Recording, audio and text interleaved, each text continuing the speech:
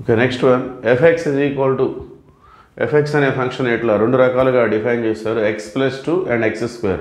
So x+2 అనేది x value -1కి 3కి మధ్యలో ఉన్నప్పుడు తీసుకోవాలి. అట్లానే between 3 and 5 we take the function x². So 3కి 5కి మధ్యలో ఉన్నప్పుడు x² తీసుకోవాలి. And we have to check this function has limit or not. ఈ ఫంక్షన్కి లిమిట్ ఉంటుందా లేదా అనేది a is equal to 3 అనే పాయింట్ దగ్గర ఈ ఫంక్షన్కి లిమిట్ ఉంటుందా ఉండదా అనేది మనం చెక్ చేసుకోవాలి. సో ముందుగా LHL. So LHL left hand limit. So left hand limit fx x tends to 3 అనే నెంబర్ దగ్గర మనం చెక్ చేస్తున్నాం. సో LHLని ఈ విధంగా 3 దగ్గర ఈ విధంగా రిప్రజెంట్ చేసుకోవాలి. సో పవర్లో మైనస్ చూపిస్తాం, అది లెఫ్ట్ హ్యాండ్ లిమిట్ అనే దానికి ఒక indication. So limit x tends to 3 minus. So x tends to 3 minus అంటే మనం x <3. సో ఆ విధంగా మనం అర్థం చేసుకోవాలి అది. సో లెఫ్ట్ హ్యాండ్ లిమిట్ అంటే లెస్ దాన్, ఇక్కడ ఉన్న నెంబర్కి లెస్ దాన్, రైట్ హ్యాండ్ అంటే గ్రేటర్ దాన్. సో x <3 ఎక్కడ ఉంది, ఇది ఇక్కడ x <3. So we have to take x+2. So ఇక 3 అనే దాన్ని ఇక్కడ సబ్స్టిట్యూట్ చేసుకోవటమే. 3 + 2 5. ఓకే, సో మనం ఏ నెంబర్ దగ్గర అయితే లిమిట్ కనుక్కుంటున్నామో ఆ నెంబర్ని అక్కడ సబ్స్టిట్యూట్ చేసుకోవాలి. అట్లానే RHL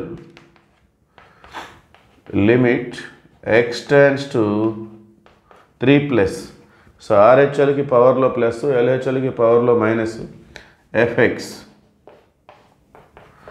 so limit x tends to 3+, that means x <3. So minus అంటే లెస్ దాన్, ప్లస్ అంటే గ్రేటర్ దాన్. సో మరి x <3 అంటే ఏ ఫంక్షన్? సో ఇది x <3 అంటే x+2. సో మరి 3 x, దీన్ని రివర్స్ తీసుకున్నట్లయితే 3 x, 3 అనేది x కంటే తక్కువ. సో రివర్స్ తీసుకుంటే x <3. సో ఇది x <3, ఆటోమేటిక్గా ఇది x <3 అవుతుంది. So we take x². So 3 x, reverse రాస్తే x <3. సో ఈ 3ని ఇక్కడ సబ్స్టిట్యూట్ చేసుకుందాం. 3² = 9. So LHL 5, RHL 9. So LHL is not equal to RHL. So ఈ రెండు ఈక్వల్గా ఉంటేనే లిమిట్ ఎగ్జిస్ట్ అవుతుంది. ఈక్వల్ కానప్పుడు లిమిట్ అనేది నాట్ ఎగ్జిస్ట్ అని చెప్పేసి మనం నోట్ చేసుకోవాలి. So limit fx at x tends to 3, at x is equal to 3 is not exist.